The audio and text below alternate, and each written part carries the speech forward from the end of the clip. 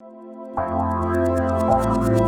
right, so let's get into some tabletop news for the week. We've got a couple of stories, which includes a bunch of book announcements and releases, and a feature right at the end on an interesting neurological disorder, which has tabletop gaming implications.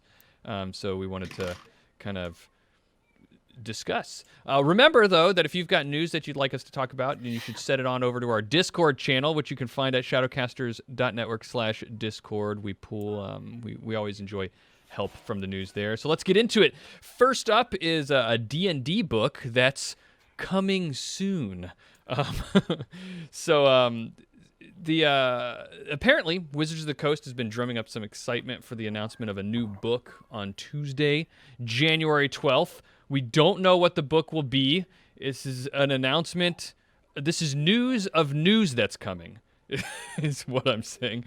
But major retail outlets like Amazon, Barnes & Nobles, they've put up pre-order pages with anonymous coming soon book covers. It's going to cost $49.99, and that's kind of all we know so far. But, like I said, not much of a news item, I know. But Wizards of the Coast is stating earlier in the year that 3 classic D&D settings were going to get some love, and with Margaret Weiss, the creator of the Dragonlance setting, tweeting recently that there would be some exciting news in the coming weeks.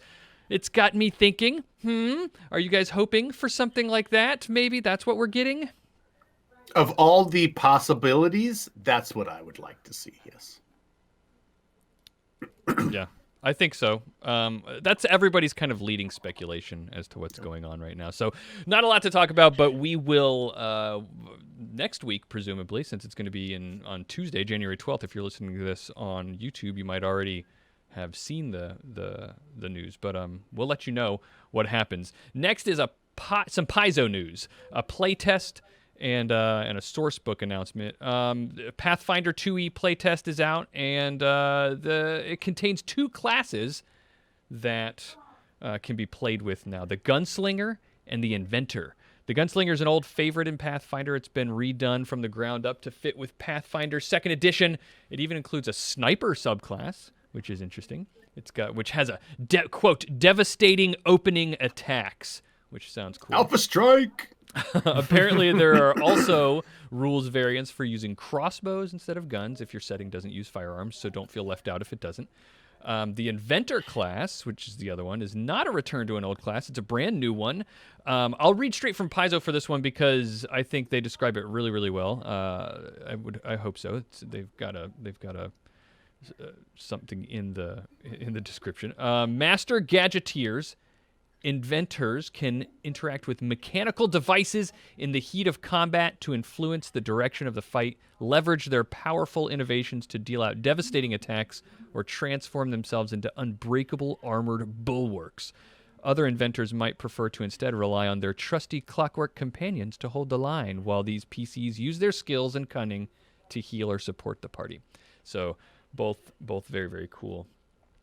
Things that are going to be coming to that you can test now with Pathfinder. Starfinder has a source book coming out, and it's been announced, called Tech Revolution.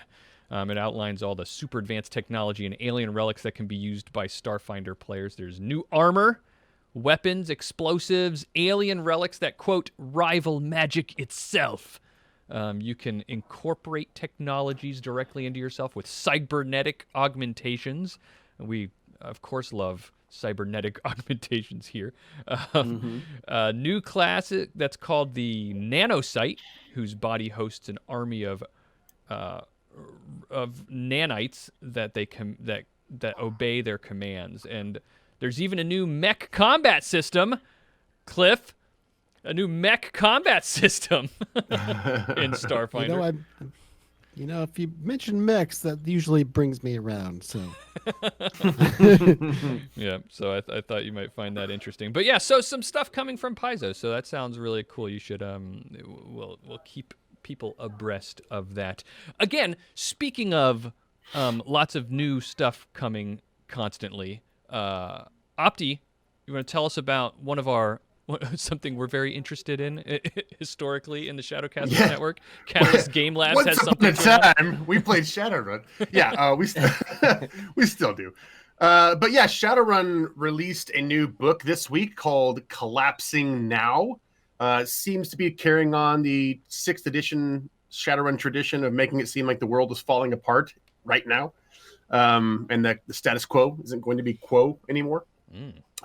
Books like Cutting Black, 30 Nights, and this book have the premise that things are bad and going to get worse. But this book sort of gives you an on-ramp of how things could get worse or they might get better. It's divided into 10 chapters, and each of them focuses on a particular group or individual or organization within Shadowrun that's poised to make a big splash in the world. So some of these are good, some of them are bad, some are well known, some are brand new, and this is like 10 chapters of these things. I don't know much right now about the meta plot and the direction of Shadowrun. I do have a few books coming out for Shadowrun later this year, but I've been focusing on Frag and Unicorn stuff. But a couple of this stuff has me excited for some Shadowrun stuff. So, for example, they're giving the Monads from the end of 5th edition, right? They're giving them a bit of love. They have an entire chapter. I was kind of worried that they would just fade away after 5th. Ordo Maximus, the basically Hellfire Club meets vampires. They have their own section.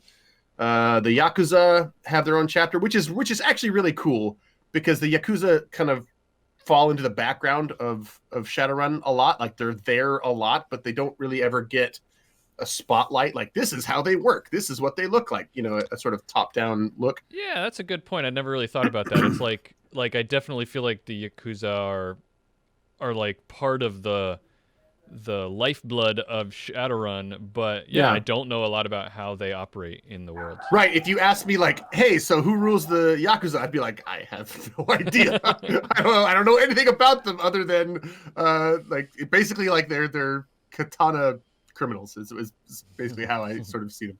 But yeah, the Sea Dragon also has a chapter, always mysterious and neat. So a whole chapter devoted to her schemes and the organization beneath her. But then there's a whole bunch of stuff that I've actually never heard of before that still looks really neat, like the Freedom Network, which is an unholy union of extremist organizations, seem to be taking aim at technomancers. Then there's Green War, the veteran eco-terrorist group, more active lately, and they've got some stuff going on lately. There's something called Gray Cell, which is a mysterious group that is targeting magical phenomenon.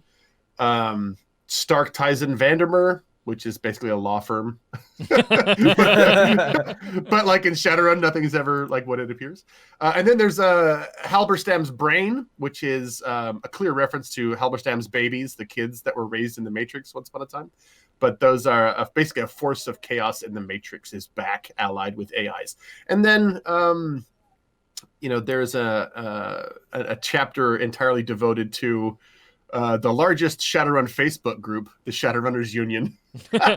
So they like literally get an entire chapter in this book called the Shadowrunners Union about Shadowrunners organizing unions, which is sort of fun. So it's really laid out well. It's easy to use. The art is typical fare for Shadowrun. That is a few pieces that look really, really great, mingled with some stuff that's hit or miss. But a lot of that same SR6 style for the covers, which I think Derek Poole is the name of the cover artist. But yeah, so give it a shot if you love Shadowrun. I see there's a lot of new faces writing on this book alongside some old ones. There's some friends of the SCN like Erica Hoffman and Danny Oliver who are making their debut, I believe, with this one, alongside some of my personal favorites like RJ Thomas and Scott Schletz and Thomas Willoughby. So I don't know, I'm playing favorites based on who my actual friends are. So if you love them, or if you love Shadowrun, or you're looking for a threats type book, like Threats from 2nd edition Shadowrun, Collapsing Now looks like a decent pickup. Cool. Definitely check it out. Next up in the news, Oz, you had switching gears entirely from big, large rule systems that expand with a history that's spanned decades and hundreds of thousands of pages, maybe. You wanted to talk about something a little bit different. Yeah, so last month this book was published. It's called The Ultimate Micro RPG Book. So we're a little late to the party, but it's worth bringing up anyway. It's edited by James D'Amato, who is the author of The Ultimate RPG Character Backstory Guide. The book has 40 micro RPGs, each taking up a double-sided page within the book, which I believe, if I read correctly, you can actually tear out of the book. Like they have like the perforated thing, so you can like just have your own little like off to the side. Each game has its own stat box of information with stuff like number of players, the time that's expected, the complexity and the genre, etc. So definitely check that out. We're also going to shamelessly point out that you should first check out the game On All Frequencies by friend of the show, Nathan Blades, who did the excellent guest segment about Session Zero, as well as starring in some of our actual plays like The Sprawl and Agents of Hue. So yeah, I love micro RPGs and the fact that you get 40 of them, and they're like, and it's not only that you just get 40, right? It's that they're all like in this gorgeous aesthetic color, like they really took a lot of great time with the art design on the micro RPGs, which is something that you don't typically get, right? It's usually just, you know, kind of quick blank page and like just text and some like scribbles, right? So very, very excited that this got like a lot of production value and a full book. And I think it's something that is worth checking out, especially if you are low on prep time and want to just do something wacky, right? Yeah. You have 40 choices. I wasn't sure if I heard you right. 40. I was like, thinking, wait, are there really 40 different games? 40. That's fantastic. Yep. That's awesome. Yeah. Very cool, very cool. And finally, Cliff, you had told me just before the show started that you had you just learned about a neurological condition that you thought had implications for tabletop gaming. Why don't you share about that? Yeah, I recently learned about something called Aphantasia from an episode on the YouTube channel SciShow Psych. This episode was originally posted October 1st, 2020. What aphantasia is well, it's a little understood variation in human experience in which a person is not capable of imagining images. Wow. There's no visual mind's eye, so they can't picture something that they're not currently perceiving. The term aphantasia is really new. It's the term for this has only been coined in as recently as 2015 by Professor Adam Zeman, a cognitive and behavioral neurologist at the University of Exeter. There are some historical references that describe it, but only very recently has it been recognized and actually begun to be studied. So people with aphantasia, they seem to get along just fine in life without a visual mind's eye. They have a good memory. They can remember names, recognize faces, recall spaces and their arrangement in the spaces. They just go about it differently than people who can visualize. Important thing about this is Dr. Zeman, he's been studying it since and estimates that about 2% of the population have little to no visual imagery. And rather than a disorder, he calls it an intriguing variation in human experience. It seems another shade of neurodiversity. An article that I was able to read up and reference a lot of this from is on sciencefocus.com, titled Aphantasia, Life with No Mind's Eye.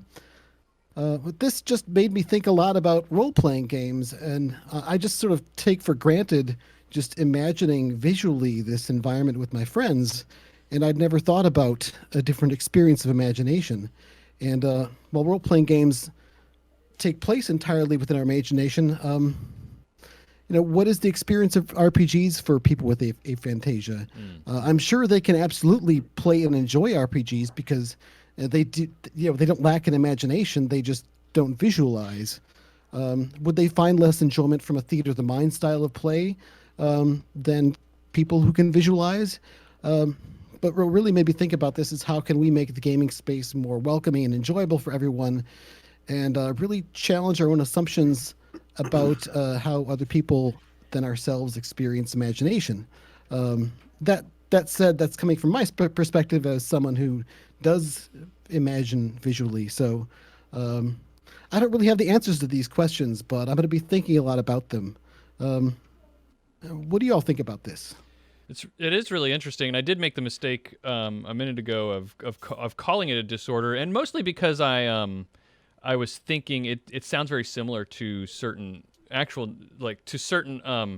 distinctly neurological conditions. But it sounds like from what you were saying from the research, it's not clear whether it is neurological or not. It could be some other kind of like larger cognitive or experience or something Well, like there's there's lots of great more scientifically presented or better presented Right. better presented information with the science. And in the article I referenced, as well as the SciShow article or YouTube video, really goes into some of that, including some of the brain scans that have been done through this as well, and some of the actual studies and some of those implications. So I don't really want to speak in depth about that because I haven't really been able to develop a very good Sure. understanding of the science behind it. But It brings up so many questions for me. Like it Mm-hmm. makes me ask myself, is this me? Right? Because like I've never questioned before whether or not I can picture something in my head. But like last night, I couldn't sleep, and like I just thought, well, I'm gonna try counting sheep, like literally, right? Like I literally thought I'm gonna count sheep, and the Yeah. like it's funny, the image. Well, I say the image popped in my head, so that's a funny thing to say right now. But like the image popped in my head about the sheep jumping over the thing, like you see in cartoons, and so I tried to imagine the sheep jumping over the thing, and I couldn't. Like they were blobs. Yeah. You know what I mean? Like I couldn't get detail on these sheep. I wanted them to look like what my memory was of the sheep jumping over the thing, but like Right. Right. I couldn't get the detail right. Like they were just like blobs jumping over something that I guess maybe was vaguely brown in my head. But yeah, it makes you wonder. Like, I say regular people? If is I'm there such a irregular, thing, really? right, but like most people, can they picture detail on sheep jumping over Oh, well, fences there's in their head? Right? certainly 'Cause I don't think I some can. people can't, and a lot of people can't. It sounds to me like this Aphantasia is different, but I don't want to speculate too much. Not again, just like Cliff, not There's knowing a lot Or about maybe it. there's a spectrum. Yeah, there is Um, indeed a spectrum, and there Mhm. are some online tests that you can take. I didn't want to mention any of them because I didn't know how many of them are credible and whether I'm going to send Sure, sure, somebody to sure. like some other I'm web going page right that's going to now go to look into. for aphantasia But tests. but yeah, there's some stuff out there and some resource things to look into. But as the game designer, though, I think it's worth thinking about as well. Just making sure you include some elements, or just maybe you're just not assuming all the time that everyone can imagine Hmm. or imagines the same as you do. It's just very intriguing to me to think of. Well, it's challenge assumptions of mine, right? Yeah, that's And a good it's point. opening Like, up a whole host of further questions to ask. as a GM, maybe when you're running a game, maybe it's a good idea just in general to try to think of multiple ways to present the same Mhm. scene to a group of people. You know, this is how I'm describing it, but another way is that you can get it as this. You know, like just being aware of that, because whether you have aphantasia or not, everybody does think and visualize or not differently, and some people are going to enjoy it more or get more out of it in different ways. So it definitely does make me think. Yeah, 100%. I mean, it's going to be extra work, like to have stuff prepared ahead of time of like visuals, but I mean, GMs do it all the time where they're like, Yeah, hey, here's some yeah. cool concept art that I think matches this character that I'm describing, or this building that I'm describing, and they'll do, you could doodle a kind of like a blueprint of what the place looks like. I mean, there's all kinds of variants of like how much detail you're going to put into something versus not. But I think it's a good point, and it's probably worth definitely worth looking into, because if you know that about your players, then you can better prepare for them.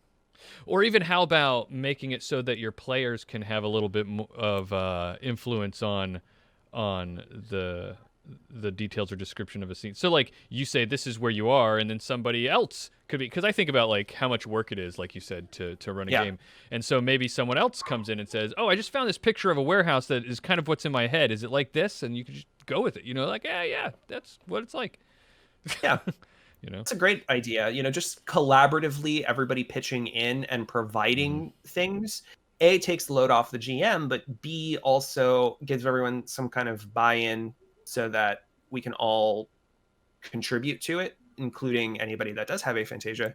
They can all contribute something so that they have a better understanding of what's happening. Not that they don't have an understanding, because it based on what you said, Cliff, it seems like they understand spatial awareness and concepts, right? But to be able to just like have everybody be on the same, as similar a page as possible. Yeah. Part of the carefulness that we're doing with talking about this is trying to be sensitive, because we don't know much about it. So if you do have an experience like this or something like that, you should let us know, and we'd love to hear about it and learn more about it. Well, in the chat, Indigo Dragon was mentioning that they wonder if they might have something like this because they struggle with pure theater, their mind gaming. It's way easier for them to RP if they have some kind of visual imagery. Maps, pictures, miniatures greatly help. Yeah. And I'm also reminded of it was a long time ago, probably well before I did the Arcology podcast. I was just gaming with friends, and a friend of mine had a projector set up in the gaming room, which I thought was really neat. And one of the things that I did was for the adventures, I would find a whole bunch of different images that I thought would fit different scenes. Not to say like, hey, this is what you're seeing, but just to sort of set the mood or to show something that might invoke a feeling of immersion for it. And I just toggle through those on the screen as we go through. I haven't really done it since, but I wonder if this would be a helpful way to approach things if for people. Yeah, that definitely. We'd love to hear from your guys' experience on different varying ways that you have similar experiences. But that's going to be it for the news this week. Again, if you've got some news items you'd like us to talk about, then go on over to our Discord server at shadowcasters.network/Discord. Drop them in there, and we'll talk about them on the show. Thank you again, and we'll do news next week.